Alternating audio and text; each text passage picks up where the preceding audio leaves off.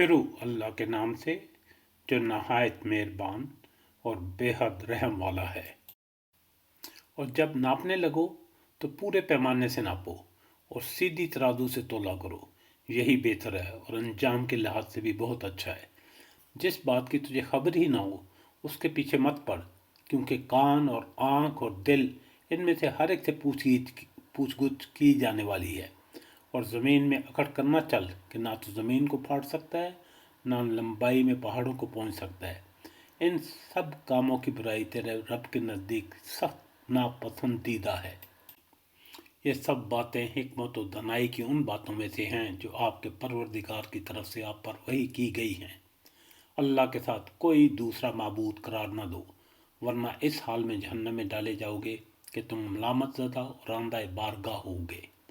کیا تمہارے پروردگار نے تمہیں تو بیٹوں کے لیے منتخب کر لیا ہے اور خود اپنے لیے فرشتوں کو بیٹیاں بنا لیا؟ اس میں شک نہیں کہ تم بڑی سخت بات کہتے ہو۔ ہم نے تو اس قرآن میں ہر طرح بیان فرما دیا کہ لوگ سمجھ جائیں، لیکن اس سے انہیں تو نفرت ہی پڑتی ہے۔ کہہ دیجیے کہ اگر اللہ کے ساتھ اور معبود بھی ہوتے جیسے کہ یہ لوگ کہتے ہیں تو ضرور وہ اب تک مالک عرش کی جانب راہ ڈھونڈ نکالتے۔